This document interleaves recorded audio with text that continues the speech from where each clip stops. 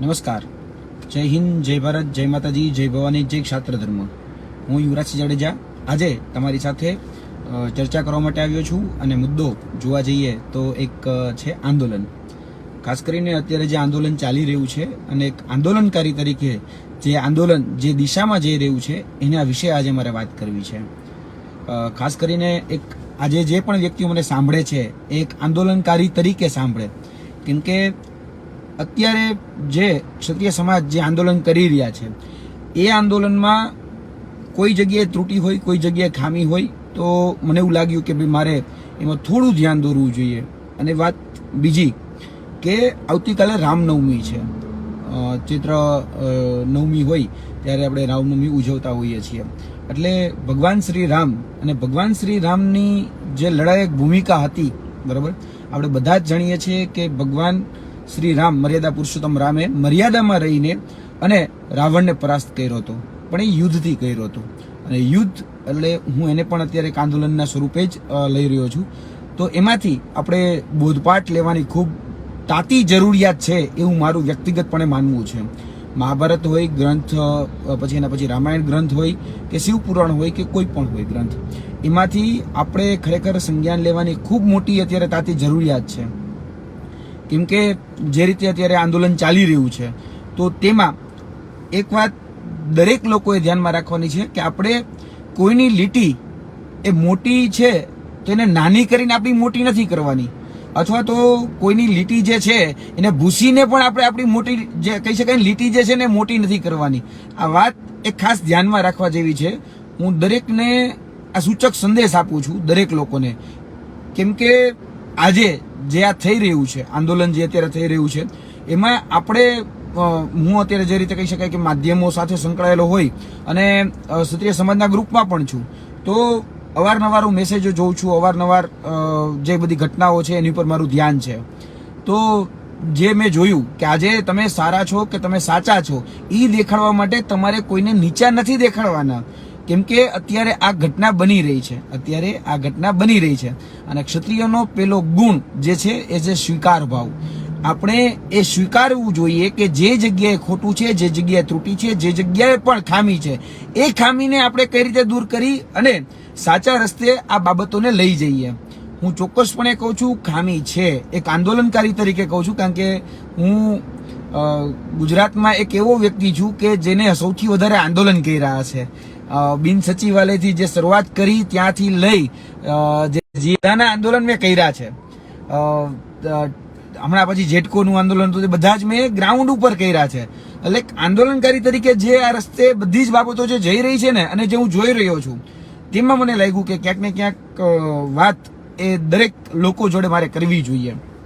બીજું કે આંદોલનને મેં નજીકથી જોયા છે, સમજ્યા છે, અનુભવ્યા છે, બરાબર, અનુભવ્યા છે. આ શબ્દ મેં બહુ સમજી વિચારીને સાહેબ વાપર્યો છે. ઘણા લોકો એવું કહે છે કે ભાઈ અમે પણ ઘણા બધા આંદોલન જોયા છે, પણ એને ફક્ત જોયા છે. ક્યાંક ને ક્યાંક જી ફોન આવી રહ્યો હતો એટલા માટે. એટલે આંદોલન જે અત્યારે જે પણ લોકો અલગ અલગ હથકંડાઓ અપનાવી રહ્યા છે, તો એ હથકંડાઓમાં ન આવવું એક પેલી વેલી તાતી ખાસ જરૂરિયાત છે. મુખ્ય જે માંગણી છે એ મુખ્ય માંગણીને વળગી રહેવું એ પણ બહુ મોટી જરૂરિયાત છે. બીજું કે મુખ્ય માંગણી જે છે તો એમાં ક્યાંક કોઈક જગ્યાએ બારી પણ રાખવી ખૂબ જરૂરી છે, બરાબર, બારી રાખવી પણ ખૂબ જરૂરી છે. ત્યારે કોઈ પણ જગ્યાએ વાતો ત્યારે બારી રાખી અને વાત મૂકવી જોઈએ. કેમ કે છેલ્લા ઘણા સમયમાં જે બધી ઘટનાઓ બને છે તો તેમાં જે અવિશ્વાસ ઊભો થઈ રહ્યો છે અથવા તો લોકોને અસંતોષ થઈ રહ્યો છે, તો તેમાં કંઈક ને કંઈક એવી બાબતો છે કે જે ક્રેડિબિલિટી તમારી ગુમાવી રહ્યા છો. એ આંદોલનકારી ક્યાંક ને ક્યાંક અત્યારે એ કહેવાય ને કે ભાઈ ઠેકેદાર બની ગયા છે. તો એ ઠેકેદારને પણ કહેવા માંગુ છું કે એને એવું માની લીધું છે કે ભાઈ અમે ઠેકેદાર છીએ એના. તો ભાઈ તમે જો ખરેખર ઠેકેદારી પણ નથી, પણ મૂળ બાબત એ છે કે આંદોલન જ્યારે જે રસ્તે જતું હોય, મેં ભૂતકાળના બધા આંદોલનને એવું હોય તો વાંચી પણ એક વખત લો. તમે ગાંધીના આંદોલનો વાંચી લો, તમે સત્યાગ્રહ જે થયા એ બધા જ સત્યાગ્રહો જોઈ લો. ત્યારબાદ કહી શકાય કે સરદાર પટેલ જે હતા, સરદાર પટેલના પણ બધા આંદોલનો જોઈ લો, ભગતસિંહના પણ જોઈ લો, સુભાષચંદ્ર બોઝના પણ જોઈ લો એક વખત, કે આંદોલન જે છે એ આંદોલનમાં નિરાકરણ ક્યારે આવે છે? આજે જે નારાઓ લાગે છે ને નારાઓથી ક્યારેય નિરાકરણ નહીં આવે. કેમ? આજે જે નારો લાગે કે ભાઈ મોદી તુજસે બેર નહીં, રૂપાલા તેરી ખેર નહીં, આ નારો લાગે છે તો તમને અથવા તો કહી શકાય કે ભાઈ અમને ભાજપથી વાંધો નથી, અમને રૂપાલાથી વાંધો છે. એટલે આ પ્રકારની વાત એ જાણી જોઈને એવા લોકો છે એને ફીડ કરવામાં આવે છે, એને કહેવામાં આવે છે, એનો દોરી સંચાર જ્યાંથી થાય છે ત્યાંથી દોરી સંચાર કરવામાં આવે છે. અને એને કારણે થઈ શું રહ્યું છે ખબર છે કે ભાઈ ટિકિટ આપનાર કોણ છે? તો ભારતીય જનતા પાર્ટી છે. તો ભારતીય જનતા પાર્ટીનો તમે વિરોધ નહીં કરો, ભારતીય જનતા પાર્ટીને કંઈ નુકસાન નહીં કરો. કારણ કે એક વાત હંમેશા યાદ રાખજો, આજે કશું કંઈક મેળવવું હોય ને તો સામેવાળાનું એક વખત નાક તો દબાવવું જ પડે. હવે આપણે નાક નથી દબાવતા, આપણે શક્તિ પ્રદર્શન કરે છે, શક્તિ પ્રદર્શન એ નાક નથી. આ વાત યાદ રાખજો, બરાબર? આપણે સામેવાળાનું નાક દબાવવું પડે. મેં ભૂતકાળના બધા જ આંદોલન જોઈ લેવાની, મારા પણ આંદોલન જોઈ લેવાની છૂટ છે.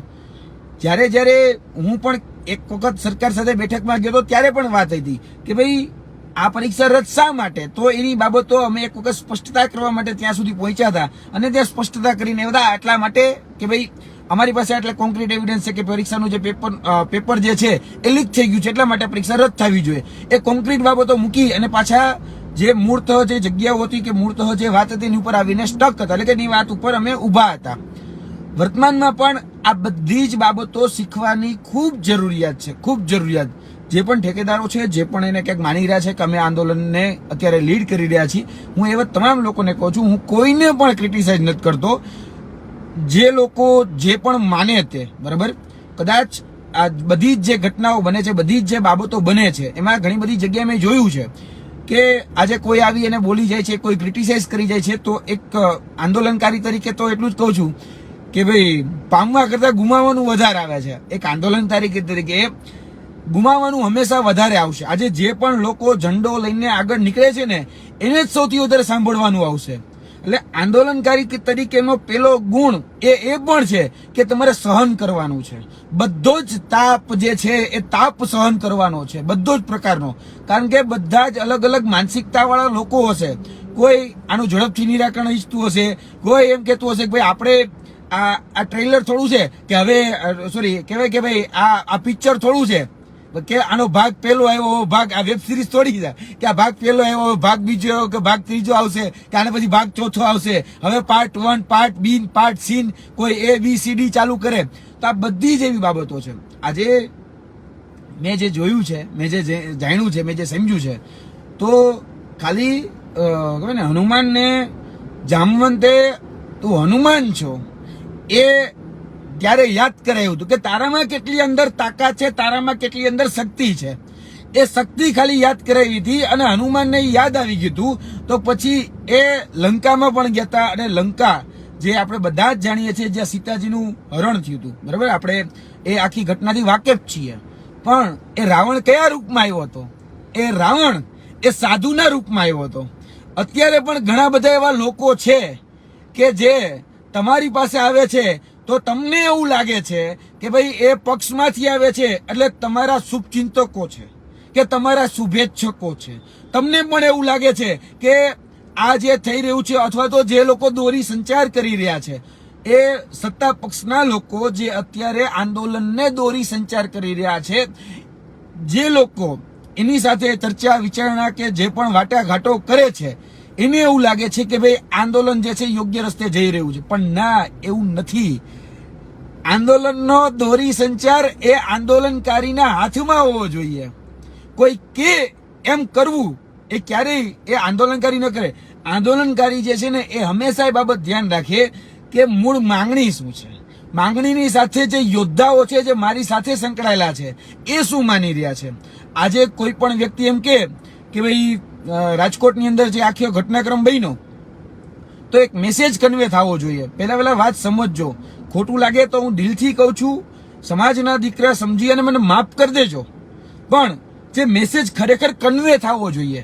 આજે ઘણા બધા લોકોએ ભાષણ આપ્યા, ઘણા બધા લોકોએ એવું પણ સમજ્યું કે ભાઈ આ તો નેતા બનવાની લડાઈ છે, ઘણા લોકોએ હીરો બનવાની લડાઈ છે, ઘણા લોકોને એવું લાગ્યું કે આ સ્ટેજ છે એમાંથી હું કંઈક બે મોટી વાત કરી અને ક્યાંક છવાઈ જાઉં. પણ આ છવાવા માટેની આ લડાઈ જ નથી. આ લડાઈ જે છે એ આપણા સ્વાભિમાનની છે, આપણા અસ્તિત્વની છે, આપણા સ્વમાનની છે. આ હંમેશા યાદ રાખવું રહ્યું. જે લોકો બહુ મોટી મોટી ફાંકા પોતદારી કે બહુ મોટી મોટા બણગા ફૂકે છે ને, બરાબર, એને પણ કહેવાનું કે તમે તમારી વાત ઉપર ક્યારે સ્ટક રહ્યો છો. આજે ખોટું ન લગાડતા, હું મહેરબાની કરીને કહું છું, ખોટું ન લગાડતા. આજે વાત એવી આવે ને કે ભાઈ અમે 400 ફોર્મ ઉપાડીશું. આજે મેં મારો જે મિત્ર છે બરાબર અહીંયા અત્યારે જોબ કરે છે, એને પૂછ્યું કેટલા ફોર્મ ઉપડ્યા ભાઈ, તો કે 78. મેં કીધું કોને કોને, તો કે ભાઈ અપક્ષવાળા છે, બીજા જે લોકો છે ને આ રીતે ફોર્મ ઉપાડ્યા છે. તો આપણે વાત કરીએ છીએ એ વાત ઉપર ખરેખર આપણે સ્ટક રહીએ છીએ ખરી? આપણે જે કોઈ પણ ટાર્ગેટ આપીએ છીએ ટાર્ગેટ ઉપર આપણે રહીએ છીએ ખરી? કારણ કે ક્રેડિબિલિટી એ એનાથી આવશે જ્યારે આપણે 100% આપણે જે બોલેલા જે શબ્દો છે, રઘુકુલ રીત સદા ચલી આવી, બરાબર, રઘુકુલ રીત સદા ચલી આવી, પ્રાણ જાય પણ વચન ના જાય. આ રામનવમી માંથી આપણે શીખીએ કે આપણે જે બોલીએ છીએ ને એ બોલેલા શબ્દોને તો કમસે કમ પાડીએ, ભલે ઓછું બોલીએ, બરાબર. કદાચ આજે રાજકોટ ખાતેથી જો એક સારો મેસેજ ગયો હોત, કારણ કે 1 લાખ જેટલા લોકો ભેગા થયા એવું કહેવામાં આવે છે. આઈબી રિપોર્ટ જે છે એ એવું કે છે કે 65,000 કે 65,000 જે મોબાઈલ ટાવરના ડેટા ઉપરથી એવું કે છે કે 65,000 લોકો ભેગા થતા. બાકી આમ જોવા જઈએ તો ક્યાંક ને ક્યાંક 1 લાખની આજુબાજુનો આંકડો આવે છે. આ પછી કોઈક વધારી કે એ વાત આખી અલગ છે. આજે કોઈક સોશિયલ મીડિયામાં એમ લખે કે ભાઈ 1 લાખ પબ્લિક હતો, 1 લાખ પબ્લિક હતું, પછી એવું લખે કે 1.5 લાખ હતું, 1.5 લાખ વાળો સીધો કે 2 લાખ હતું, 2 લાખ વાળો કે ના 4 લાખ મને લાગ્યું. આપણે કોઈ ગણવા નથી ચાહતા. આપણે ક્યારેય એ વસ્તુ ગણી નથી શકવાના, કારણ કે જે જગ્યા છે એ જગ્યા પ્રમાણે આપણે જોતા હોઈએ છીએ. ખુરશી મૂકી છે, ખુરશી પ્રમાણે જોતા હોઈએ છીએ, અને પછી બહાર આજુબાજુમાં લોકો કેટલા હતા, 2-5 હજાર લોકો ઊભા હોય તો એ પ્રમાણે આપણે ગણતરી થતી હોય છે. પણ હું વાસ્તવિકતાથી દૂર જવા માંગતો નથી, કારણ કે મારો મુદ્દો જ નથી, કારણ કે એમાં કેટલા લોકો હતા ને કેટલા લોકો નહોતા. પણ એ લોકો હતા તો આપણે જ્યારે આપણી શક્તિ દેખાડી તો ત્યારે શક્તિના માધ્યમથી આપણે એક મેસેજ કન્વે થવો જોઈએ કે એ મેસેજ આપણે શું દેવા માંગીએ છીએ. હું વિનમ્ર ભાવે કહું છું, સમાજના દીકરા તરીકે કહું છું, એ આપણે મેસેજ કન્વે નથી કરી શક્યા. આપણે બસ, ખોટું લાગે તો માફ કરી દેજો, આપણે બસ શું કર્યું છે ખબર છે? આપણે ઇતિહાસના ગુણગાન ગાધા છે. 80% ભાષણોમાં આપણે આપણી ઇતિહાસની વાતો કરી, ભૂતકાળની વાતો કરી. આપણે ક્યાંય પણ વોટ નેક્સ્ટ, આગળ શું, કે અત્યારે વર્તમાન પરિસ્થિતિમાં આપણી પાસે કેટલા પ્લાન છે, અથવા તો હવે આપણે શું કરીશું, એ કોઈ જગ્યાએ ચર્ચા નથી થઈ. વાત મૂકવા માટે અથવા તો બીજા કોઈ વાત ન મૂકી જાય એના માટેનું ધ્યાન રાખી દીધું. આજે સ્ટેજ ઉપર કોણ આવશે એ નક્કી ક્યાંથી થતું હતું? એ અધિકારીઓ નક્કી કરતા હતા કે સ્ટેજ ઉપર આવશે, સ્ટેજ ઉપર આ નહીં આવે. અધિકારીઓ ક્યાંથી ચાલે? સરકારમાંથી. અધિકારીઓ ચાલે ક્યાંથી? સરકારમાંથી ને.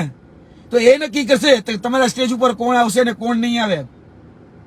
આજે ખરેખર પરિસ્થિતિ એવી થઈ છે કે લોકો કન્ફ્યુઝ છે. આ શબ્દ હું બહુ કહેવાય ને કે ભાઈ સમજું છું આ વાતને, કારણ કે જે સોશિયલ મીડિયા ઉપર અલગ અલગ બાબતો આવે છે ને, કોઈ પોતાનું અલગ અલગ મંતવ્ય આપે છે કે પોતાની વાત મૂકે છે, તો એમાં ક્યાંક ને ક્યાંક લોકો કન્ફ્યુઝ છે. હું ક્યાંય પણ કોઈ પણ વ્યક્તિમાં અસંતોષ વ્યક્ત કરતો નથી. કોઈ પણ હોય, મારે કોઈ વ્યક્તિ હોય કે સમિતિ હોય કે કોઈ પણ હોય, મારે કોઈની સાથે અસંતોષ નથી. બીજું કે આ બધા જ લોકો જે તમારો દોરી સંચાર કરે છે એ બધા જ લોકો તમારી ફિરકીઓ લે છે. જ્યાં 92 ફિરકાઓ છે ને એને કહું છું કે તમારી ફિરકી લેવાઈ રહી છે. હું તો એકેય ફિરકામાં નથી આવતો, બરાબર, હું એકેય ફિરકામાં નથી આવતો. અને તમે જોશો તો એમ જ કહે છે કે ભાઈ યુવરાજસિંહ તમે સ્ટેજ નો આપતા છો. યુવરાજસિંહ વાત નો કેમ? કારણ કે યુવરાજસિંહ આંદોલનનો ચહેરો છે અને યુવરાજસિંહને ખબર છે કે ક્યારે કઈ વાત મૂકવી. આજે યુવરાજસિંહ જાણે છે.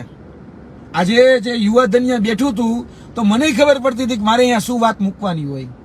પણ દોરી સંચાર જ્યાંથી થાય છે તકલીફ ત્યાં છે. દોરી તમારા હાથમાં રાખો. જો તમે ખરેખર સારથી બનવા માંગો છો, અથવા તો તમે ઠેકેદારી લઈ લીધી છે સારથીની, તો આ સારથીપણું જે છે ને એ સારથીપણું આ જે રથ છે, આ ક્ષત્રિય સમાજનો જે રથ છે ને, એને તમારે કઈ દોરી અથવા તો કઈ દિશામાં લઈ જાવો છે એ નક્કી હવે તમારે કરવાનું છે. તમારે આની દિશા અને આને તમારી દશા એ તમારે આગળ કઈ પ્રકારે તમે લઈ જાઓ છો. કારણ કે હવે તમે ઠેકેદાર બની ગયા છો, તો હવે તમારે નક્કી કરવું પડશે કે આગળ શું. અને મેસેજ કન્વે નહીં થાય ત્યાં સુધી બહુ મોટી ખોટ પડશે, બહુ મોટી ખોટ પડશે. હું હજી પણ ક્ષત્રિયોને કહું છું કે જે રીતે જામવંતે હનુમાનજીને કીધું હતું કે તું હનુમાન છે, હજી પણ હું ક્ષત્રિયોને કહું છું કે તમે ક્ષત્રિયો છો એટલું તો ખાલી વિચારો. આજે કોઈની લાઈન ટૂંકી ન કરો. ઘણા એવા લોકો છે બરાબર કે સંસ્થાઓ સંગઠનો ચલાવે છે બરાબર, સારા સારા માતાજીના નામ હોય કે પછી મહાદેવનું નામ હોય, મહાકાલનું નામ હોય, એનું લઈને કામ કરે છે. પણ પછી મેં જે જોયું છે, મેં જે જાણ્યું છે, મેં જે સમજ્યું છે, મૂળ વાત તાત્પર્ય ઉપર જ્યારે આવવાનું થાય છે ને, ત્યારે આજે લોકો જે છે, સામાન્ય લોકો એટલે કે સામાન્ય જે જનતા છે, આપણા ક્ષત્રિય સમાજના જે લોકો છે એ ઠગાયેલા મહેસૂસ કરે છે. તો આપણે એને એ વિશ્વાસ આપવાનો છે કે ના, હજી અમે છીએ. તમારે ક્યાંય કોઈ જગ્યાએ અસંતોષ વ્યક્ત નથી કરવાનો, તમારે ક્યાંય કોઈ જગ્યાએ ચિંતા નથી કરવાની. હજી આપણી પાસે ઘણા બધા સ્ટેપ છે. આ છે અત્યારે વર્તમાનની વાત. હજી પણ યાદ રાખજો, કશું ખોટું કહી શકાય કે હજી પણ સમય એટલો નથી વયો ગયો કે આપણે કાંઈ ન કરી શકીએ. હજી આપણી પાસે સમય છે, સત્તા છે. આમ કહેવાય ને, અનુશાસનથી જો આપણે ચાલીશું ને તો આપણું જે લક્ષ્ય છે ને એ લક્ષ્ય સુધી પહોંચી શકીશું. પણ મહેરબાની કરીને ઓલા નારા મૂકી દો કે ભાઈ મોદી તુજસે બેર નહીં, રૂપાલા તેરી ખેર નહીં. તમે આજે એને ચોટ નહીં પહોંચાડો. આજે તમે એને વોટ રૂપી ચોટની વાત કરું છું, યાદ રાખજો. હું કોઈ જગ્યાએ ભડકાવીશ નહીં, કોઈ જગ્યાએ ભરમાવીશ પણ નહીં. વોટ રૂપી ચોટ નહીં પહોંચાડો ત્યાં સુધી તમારી તાકાત એ ગમે એટલી ભેગી થાય, પણ છેલ્લે એ તો એટલું જ વિચારે છે. કારણ કે આજે હું બધા જ સમાજમાં બરાબર, અને એવું જરાય ન સમજતા કે મારા ભારતીય જનતા પાર્ટી સાથે સંપર્ક નથી. ભારતીય જનતા પાર્ટી પાસે પણ પાર્ટી છે તો એની સાથે પણ એવા ખરેખર સારા લોકો છે કે જે આ બધું ઓબ્ઝર્વ કરી રહ્યા છે, તો એની સાથે પણ મારા સંપર્કો છે. એવું કે છે કે ભાઈ આ શું કરી શકવાના, અથવા તો અમારું શું બગાડવાના. એ જાતે જ એવું લોકો કે છે કે ભાઈ અમારે ભારતીય જનતા પાર્ટી સાથે વાંધો નથી, અમારે તો રૂપાલા સાહેબ સાથે વાંધો છે. પણ અહીંયા આપણું વજૂદ તો હોવું જરૂરી છે ને. 1 લાખ વોટ એ વજૂદ એટલું બધું આપણું જે પ્રભુત્વ કહેવાય, અથવા તો નિર્ણાયકતા આવી શકે એટલા વોટ હોય, એટલી તો નિર્ણાયકતા છે જ નહીં આપણી. આપીએ ના આપીએ એ અલગ વાત છે. ક્રેડિબિલિટી ધીરે ધીરે ગુમાવતા જઈએ છીએ. એક આંદોલનકારી તરીકે હું આ વાત મૂકી રહ્યો છું. ભગવાન શ્રી રામની આવતીકાલે રામનવમી છે, તો હજી પણ હું વાત સ્પષ્ટ કરું છું કે આવતીકાલે જે રામનવમી છે તો એમાં આપણે રામ ભગવાને જે વ્યૂહરચના ઘડી હતી, જ્યારે એને સમુદ્રને કીધું હતું ને કે ભાઈ તું રસ્તો આપી દે, રસ્તો આપ, અને રસ્તો આપવાની જ્યારે ના પાડે તો પછી એમાં ધનુષ ખેંચવાનું જ હોય, એમાં ઢીલાશ ન કરવાની હોય. યાચના આપણે કરીએ છીએ, નથી અપાતું તો પછી હવે યાચના નહીં, હવે રણ હોગા, જીવન જાય યા મરણ હોગા. એ લડત સુધી આવું. અને ગાંધીના પણ આંદોલન જોઈ લ્યો, આઝાદી માટે એને ઘણા બધા આંદોલન કર્યા છે બરાબર, ઘણા બધા. મિલ મજૂરથી લઈ અને જે પણ ગરીબો શોષિતો વંચિતો હતા એના માટેથી લઈ અને દેશને આઝાદી આપવા સુધીના બધા જ આંદોલન કર્યા છે. તો એ આંદોલનનો છેલ્લો પાઠ કયો હતો? એ આંદોલનનો છેલ્લો પાઠ હતો ડુ ઓર ડાય, બરાબર, કરો યા મરો. અને 1943માં જ્યારે નારો આપ્યો અને 1947માં આપણને જે રીતે આપણે બધા જ જાણીએ છીએ કે આ 1947 થી લઈ અને 1950 આપણું બંધારણ જે રચના થઈ ત્યાં સુધીનો સમયગાળામાં આપણે આઝાદી મળી છે. તો આમાં પોતાની વાત, એમાં આક્રમકતા હોવી ખૂબ જરૂરી છે. એની સાથે સાથે અનુશાસન પણ હોવું ખૂબ જરૂરી છે, જે આપણે નિભાવીએ જ છીએ. 2-5 એવા હશે કદાચ એવા લોકો કે જે ક્યાંક વાતાવરણ દોડવાનો પ્રયત્ન કરતા હશે, તો આપણે એને આગળ વેગ નથી આપવાનો, એને આગળ વેગ નથી આપવાનો. એક આંદોલનકારી તરીકે કહું છું કે હવેના કાર્યક્રમો કંઈક રચનાત્મક આપો. આ ફરીથી જે લોકો ક્યાંક ને ક્યાંક આનો દોરી સંચાર કરી રહ્યા છે, અથવા તો ક્યાંક એવું માને છે કે ભાઈ અમે આને આગળ લઈ જઈ રહ્યા છીએ, તો એને પણ હું કહું છું રચનાત્મક કાર્યક્રમો આપો, જેથી કરીને તમામ વર્ગમાં કંઈક સારો મેસેજ જાય અને આપણી વાત મુકાય. એ રચનાત્મક કાર્યક્રમો જે રીતે ગાંધીજીએ ભૂતકાળમાં આપેલા એવા રચનાત્મક કાર્યક્રમો આપો. ભગવાન શ્રી રામને પત્રો લખો, હનુમાનજીની હનુમાન ચાલીસા ગાઈ અને ભગવાન હનુમાનને વિનંતી કરો કે ભગવાન તમે આને સદબુદ્ધિ આપો. આપણા જે કહી શકાય ધર્મ રક્ષકો છે, ધર્મ રક્ષકો પાસે જઈ અને જે આપણા અત્યારે સત્તાધીશો છે એની ઉપર ફોન કરાવડાવો. આ બધા જ એવા રચનાત્મક કાર્યક્રમો છે, તેનાથી નાનામાં નાનો વ્યક્તિ પણ જાગૃત થાય અને મોટામાં મોટો વ્યક્તિ પણ જાગૃત થાય. બરોબર, આમાં બધા જ સમાજોને સાથે લઈને ચાલવાના છે. આમાં ઘણા એવા લોકો છે કે આજે ક્ષત્રિય સમાજને ઊંચો દેખાડવા માટે બીજા સમાજને નીચા કરી રહ્યા છે.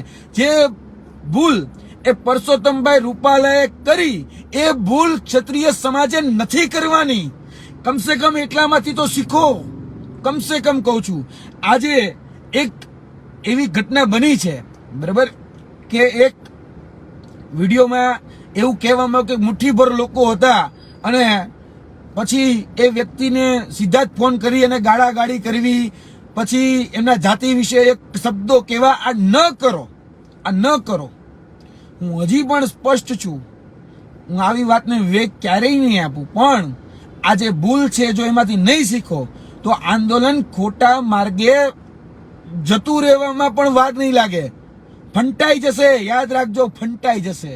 બરોબર, આ શક્તિ જે એકત્રીકરણ થાય છે ને, એ શક્તિ બરોબર પછી આમ વાવાઝોડું બનીને ઉડી ન જાય, ધ્યાન રાખજો. કારણ કે એ શક્તિમાં એટલી તાકાત હોય છે. 1 લાખ લોકો ભેગા થયા તો આપણે મેસેજ કન્વે કરવામાં પણ નિષ્ફળ રહ્યા છીએ. આપણે મૂળ વાત જે મુકાવી જોઈએ મુકાણી નથી. આ હકીકતો છે. કોઈ રીલના ચક્કરમાં હતું, તો કોઈ નેતાના ચક્કરમાં હતું, કે કોઈ હીરો બનવાના ચક્કરમાં હતું. આ એની લડાઈ જ નથી. આ લડાઈ એ સ્વાભિમાનની લડાઈ છે. આ લડાઈ એ સમાનની લડાઈ છે. આ લડાઈ એ ક્ષત્રિય સમાજના અસ્તિત્વ માટેની લડાઈ છે. અને આંદોલનકારી તરીકે હું સ્પષ્ટ છું વાતમાં કે હજી બહુ મોડું નથી થયું. બહુ મોડું એ નથી થયું. જો હજી પણ જે સત્તા પક્ષ જે હથકંડાઓ અપનાવે છે અને એ હથકંડાઓમાં આવી અને જે દોરી સંચાર કરે એ જ પ્રકારે જો કામ કરશો ને તો એ લોકો કોણીએ ગોળ ચોટાડવા સિવાય બીજું કાંઈ નહીં કરે. અત્યારે પણ કોળીએ જ ગોળ ચોટાડે જ. કેમ ખબર છે? ક્ષત્રિય સમાજે તો બહુ ખૂબ સારું આંદોલન કર્યું, ક્યાંય કોઈ જગ્યાથી કઈ એવા મેસેજ ન આવ્યા. ખૂબ એટલે આ વખાણ, આ ખુશામત ખોરી બરાબર જે થાય છે ને એ બહુ સમજી વિચારીને થાય છે. કારણ કે એ લોકોમાં એવા બુદ્ધિજીવીઓ છે જે ક્ષત્રિય સમાજના સ્વભાવને જાણે છે. આજે ડાયરો ક્યાં થાય છે આપણે બધા જ જાણીએ છીએ. આજે યુપીએસસી નું રિઝલ્ટ આવ્યું છે. યુપીએસસી ના રિઝલ્ટમાં ખાલી નામ જોઈ લેજો. યુપીએસસી ના રિઝલ્ટમાં કયા સમાજના સૌથી વધારે નામ છે એ જોઈ લેજો. આપણે હજી ડાયરાને મહત્વ આપીએ છીએ, એ લોકો શિક્ષણને મહત્વ આપે છે. એટલે આજના દિવસે પણ યુપીએસસી બરાબર, union public service commission, UPSC એટલે કલેક્ટર બનવાની, આઈએએસ આઈપીએસ બનવા માટેની જે સરકારી સ્પર્ધાત્મક પરીક્ષા છે એમાં કોણ આગળ છે એક વખત જોઈ લેવું. આપણે ક્યાં છીએ? આપણે ક્યાં છીએ? હા, મારા ગુરુજી છે ચોક્કસપણે પ્રયત્ન કરે છે અને એનો પ્રયત્ન એ સફળ થશે જ. કારણ કે ખૂબ પ્રામાણિક છે અને હંમેશા એને સમાજ માટે ખૂબ સારું કાર્ય કર્યું છે મારા ગુરુજીએ. અને ગુરુજી કદાચ આ બધી જ વાતમાં પડ્યા વગર આજના દિવસે પણ લેખાવાળામાં ભણાવે છે. મને ગર્વ છે એની વાત ઉપર. અથવા તો હું એને ગુરુજી કહું છું, મને ગર્વ થાય છે કે હંમેશા સમાજને કઈ રીતે આગળ લઈ જાઓ. કોઈ જગ્યાએ ખોટી દોરી સંચાર ન કરો, કોઈ જગ્યાએ ખોટા નેતાગીરી ન કરવી. ક્યાંક આપણી જ્યારે વાત મૂકવાની હોય ત્યારે વાત મૂકી અને શિક્ષણની વાત મૂકવી. હું પણ જે મારું પણ જે કાર્ય છે એ મારા ગુરુજી પાસેથી શીખું છું. આજે હું જે કંઈ પણ છું એ મારા ગુરુજીને કારણે છું. ગુરુજીએ શિક્ષણનું મહત્વ શીખવાડ્યું. આજે સરકારી નોકરી મૂકી અને શિક્ષણના મહત્વને સમજી અને ક્યાંય પણ ગોબાચારી કે ભ્રષ્ટાચાર કે કૌભાંડ કે ગેરરીતિ જે પણ થાય એને દૂર કરવા માટે હું સતત પ્રયત્નશીલ છું. કેમ? કારણ કે સાચો વ્યક્તિ આ સિસ્ટમનો ભાગ બને. સાચો વ્યક્તિ આ સિસ્ટમમાં આવશે તો સિસ્ટમને શુદ્ધ કરશે. એટલા માટે આજે લાયકને એનો હકનો રોટલો મળવો જ જોઈએ. આ હકીકત છે. તો આંદોલનમાં પણ આ જ છે. તમારો ધ્યેય, તમારો ઉદ્દેશ્ય એ જો સાફ હોય તો ચોક્કસપણે હું માનું છું કે એમાં સફળતા મળે છે. તમે યુવરાજસિંહને સ્પીચ આપો કે યુવરાજસિંહને સ્પીચ ન આપો એનાથી પણ કાંઈ ફરક નથી પડી જવાનો. કારણ કે યુવરાજસિંહ છે. યુવરાજસિંહનું ઓલરેડી ગ્રાઉન્ડ છે, એનું લેવલ છે. એ કદાચ લેવલથી કદાચ એક સ્ટેપ ઉપર જાય અને કદાચ એનાથી કદાચ નહીં આપો તો એક સ્ટેપ નીચે નહીં આવી જાય. આજે કોઈ વ્યક્તિ એમ કે કે ભાઈ રાજકીય તો હું તો જ્યાંથી સભા ચાલુ થાય સભા પૂરી થાય ને ત્યાં સુધી બધાના ડેઝિગ્નેશન હું ગણાવી શકું છું, પણ હું નહીં ગણાવું, કારણ કે હું ફાટા પાડવાવાળો નથી, હું ભાગલા પાડવાવાળો નથી, એ મને નહીં આવડે. જે લોકો મારી સાથે પૂર્વાગ્રહ રાખે છે એની સાથે પછી હું પૂર્વાગ્રહ રાખું તો એ મારા સંસ્કારને લાજે, એટલે એ ક્યારેય નહીં કરું. પણ એટલું ચોક્કસ છે કે સરકાર જાણે છે કે યુવરાજસિંહના હાથમાં માઇક આવે તો શું થાય, કારણ કે અમે વાત મૂકતા જાણીએ છીએ. ઘણી વખત હું નારા લગાડું, ઘણી વખત હું વાત મૂકું, એક બે ડાયલોગ મૂકી અને પછી એક નાની કમજોર શોર્ટ સ્ટોરી મૂકી દેતો હોઉં છું. એક મેં વાત મૂકી જ હતી ને કે એક જંગલની અંદર એક કુહાડી આવે છે, કુહાડીનું લાકડું આપણો બને છે, ત્યારે બધી પરિસ્થિતિનું નિર્માણ થતું હોય છે. એના પછી મેં 2 થી 3 અલગ અલગ સ્ટોરી મૂકી છે. આજના દિવસે પણ હું માનું છું કે હજી સુધી FIR નથી થઈ. જો FIR બધા જિલ્લા તાલુકામાં થાય ને એટલે ફોર્મ કાલ ને પરમદી પાછું ખેંચાઈ જાય. બરાબર. જે પણ ધાર્મિક સંસ્થાઓ છે, જે પણ સામાજિક સંસ્થાઓ છે અને જે પણ શૈક્ષણિક સંસ્થાઓ છે, એ તમામનો જો સંપર્ક કરી અને બધાનું જો સમર્થન લેવામાં આવે તો ચોક્કસપણે હું માનું છું કે જીત એ બહુ દૂર નથી, બહુ દૂર નથી, નજીક જ છે. હાથ વેચ છેટી છે, ખાલી હાથ વેચ છેટી છે. પણ સરકાર એક ક્ષત્રિય સમાજનો સ્વભાવને જાણે છે, ક્ષત્રિય સમાજના સ્વભાવને જાણે છે. એટલે આજે જે લોકો ડાયરાના નેતા છે ચાલી જાય છે ને આપણે હજી ત્યાંના ત્યાં છીએ. આપણે ક્યારેય બહુ મોટી માંગણી નથી કરી, અત્યારે નથી કરતા. અત્યારે કે બહુ એવી બહુ મોટી ક્યાં જાઓ જલાલી માગ લીધી હોય અને શું કહેવાય રજવાડાઓ માગ લીધા અને કોકની જમીન હોય આપણા વીઘા ટૂંકમાં આપણા નામે લખાવી લેવી, એવી તો કોઈ વાત જ નથી ને આમાં. નથી, તમે જાણો છો, સમજો છો, નથી. છતાંય આપણે આપણી વાત જે છે એ મૂકીએ છીએ, હંમેશા મૂકતા રહ્યા છીએ. એટલે હજી પણ કહું છું ક્ષત્રિય સમાજે એ સ્વીકાર ભાવ રાખવો પડશે. આજે હું પણ સ્વીકાર ભાવ રાખું છું. મારાથી પણ ઘણી બધી ભૂલ થઈ જાય છે, એવું નથી થતી, થાય છે, પણ સ્વીકારી અને ભવિષ્યમાં એ ભૂલ ન થાય એના માટેના તમામ જે પ્રયત્નો હોય એ પ્રયત્નો હું પણ કરું છું. આંદોલનમાં હું પણ શીખો છું, પડ્યો એટલી વખત છું. સમાજે કદાચ એટલી વખત મને ઠપકો આપ્યો હશે, પણ એ ઠપકામાંથી નહીં શીખીને ઊભો થયો છું.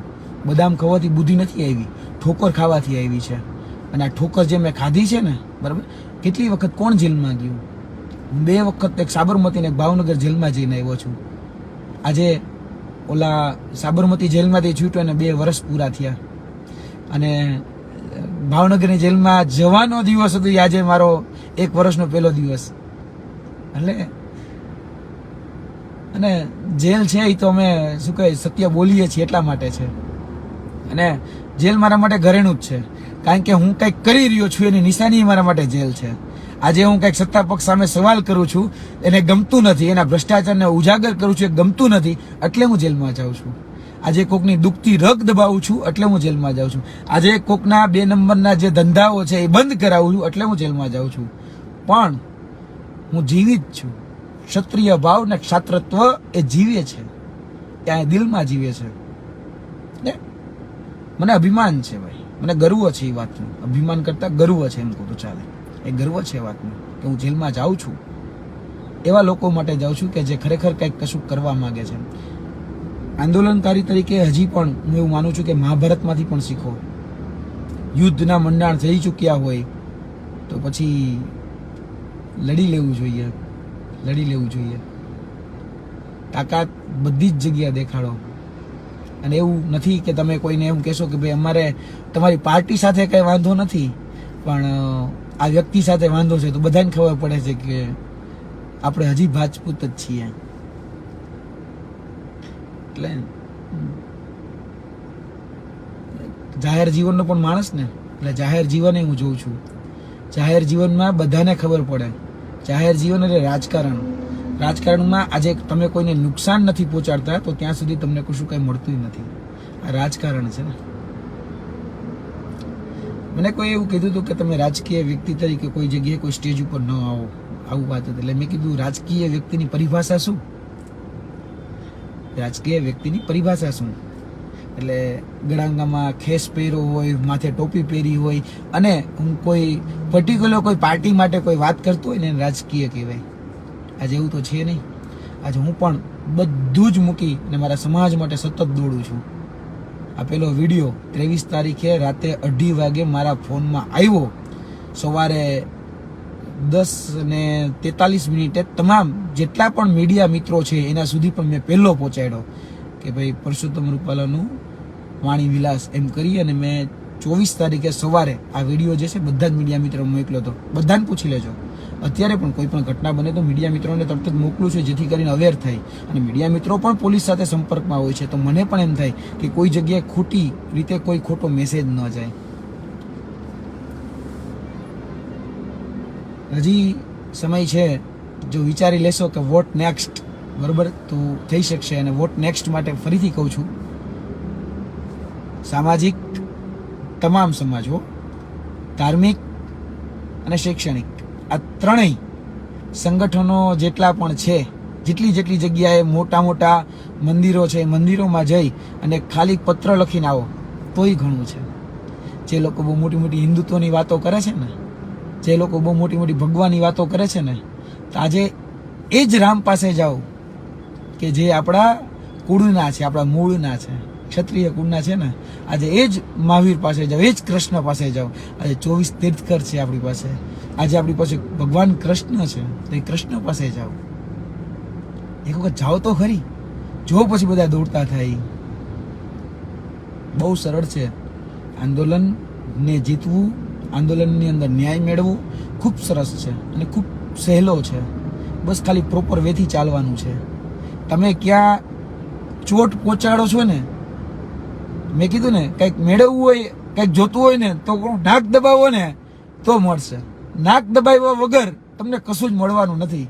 આ મારો છેલ્લો મેસેજ છે. હજી સમય છે નાક દબાવવાનો, નાક દબાવવાનો હજી સમય છે. આ સમયનો એ તમે ઉપયોગ કરો, મર્યાદામાં રહીને ઉપયોગ કરો, મર્યાદાથી રહ્યો, બરાબર. આપણે ક્યાંય પણ આપણે વંશજ છીએ ને, ક્ષત્રિય કુલભૂષણ ભગવાન શ્રી રામની આપણે વાત કરીએ છીએ, તો ભગવાન શ્રી રામ મર્યાદામાં રહી અને પોતાની લડાઈ લડ્યા હતા. કૃષ્ણ જેવો સારથી હોય તમારી પાસે તો ચોક્કસપણે કહું છું. અથવા તો મારા ગુરુજી છે ને, એ હંમેશા એવું કહેતા કે તું જ તારો ગુરુ થા. મારા ગુરુજીના શબ્દો હતા કે તું જ તારા જીવનનો ચિત્રકાર છે. તો તું જ, જો તમે જો પોતાની જાતને આંદોલનકારી ગણતા હોય, બરાબર, અથવા તો તમારા સમાજના તમે શુભચિંતકો હોય, તો ચોક્કસપણે કહું છું કે તું જ તારો ગુરુ થા. ક્યાંય પણ આપણે જે નથી સહન કરી શકતા એવા કટુ વચનો આપણે બીજાને પણ ન કહીએ. આટલી જ વાત ધ્યાન રાખો. નાક દબાવશો તો ચોક્કસ મળશે, બરાબર છે. અને નાક દબાવેલું હશે તો ક્યાંક ને ક્યાંક વાંધો નહીં આવે. બાકી તમારો દૂરી સંચાર જો ઉપરથી થશે ને એ જ પ્રમાણે જો ચાલશો ને, તો એ લોકો તો મજા જ લે છે. તમને ભલે નથી ગમતું આ શબ્દો, પણ યાદ રાખજો, એ લોકો મજા જ લે છે. બાકી ફરક પડવાનો જ ને તો પહેલા દિવસે જ પડી ગયો હોત. પણ હજી સમય છે. આ એકતા જે આજે વખતે ક્ષત્રિય સમાજની અંદર જે આવી છે એ સ્વયંભૂ છે. આ આંદોલન એ સ્વયંભૂ છે. આ આંદોલનમાં જે વ્યક્તિઓ આજે આવીને કાળા વાવટા ફેરવે છે કે કોઈની જે સભાઓ છે બંધ કરાવે છે, સ્વયંભૂ છે.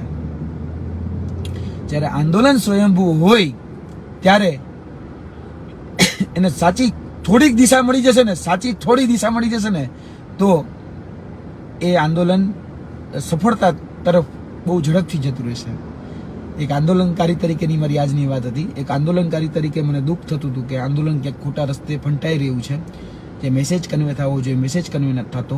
ક્યાંક ને ક્યાંક બીજાની લીટી ટૂંકી કરવામાં જ હજી આપણે મથીએ છીએ. આપણે આપણી લીટી મોટી કરો, બીજાની મહેરબાની કરીને નાની ન કરો. આ મારો આજનો મેસેજ છે, આજનો કહેવાનો હાર્દ આ છે, બરાબર. અને ક્ષત્રિયોને એટલું જ કહું છું કે ખાલી ક્ષત્રિય બનો, ક્ષત્રિય બનો, જાગી જાઓ. હનુમાનજીને ખાલી ખબર પડી ગઈ હતી, બરાબર, જે રીતે જામવંતે વાત કરી કે તમે ભાઈ હનુમાન તમારામાં આટલી દેવી શક્તિ છે, બરાબર, એ દેવી શક્તિનો ઉપયોગ કરીને એ સીધા લંકામાં જતા રહ્યા હતા. તો તમને પણ કહું છું કે ક્ષત્રિય બનો. બસ આટલી જ વાત.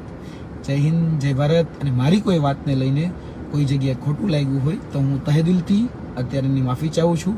કોઈ પણ વડીલ હોય મારા, એ વડીલને પણ ક્યારેય પણ હું કોઈને સાથે પણ મારો અસંતોષ નથી. એ લોકો માને છે કે એ લોકો જે સમજે છે એની સાથે મારે કોઈ લેવા દેવા નથી, પણ મારે વ્યક્તિગત રીતે કોઈની સાથે કોઈ વાંધો નથી. તમે મને કદાચ બોલાવો, તમે મને કદાચ ન બોલાવો, તમે મને સ્ટેજ આપો, તમે મને સ્ટેજ ન આપો, મને કાંઈ ફરક નથી પડવાનો, બરાબર. કારણ કે મારો જે ચાહનારો વર્ગ છે, મારો જે યુવા વર્ગ છે, એ મને બોલાવે જ છે, એ મને ચાહે જ છે. આંદોલનને સાચી દિશા મળવી જરૂરી છે, બરાબર, જેથી કરીને આંદોલન સફળ થાય. બસ આટલી જ મારી વાત છે. આંદોલનકારી તરીકે ઘણું બધું કહેવાઈ ગયું છે, પણ બસ ખાલી ખોટા ભારતીય જનતા પાર્ટીના હથકંડાઓમાં ન આવો, બરાબર, એટલી જ મારી એક વિનંતી છે. બાકી એ લોકો ખુશામતખોર છે, વખાણ તો ખૂબ કરશે, હજી કરશે, પણ એ વખાણમાં નથી આવવાનું, બરાબર. એ ખુશામતખોરી કરે છે તમારી સાથે, એ ખુશામતખોરી કરી અને તમને તોલે છે, તમને માપે છે, અને તમે મપાવ છો.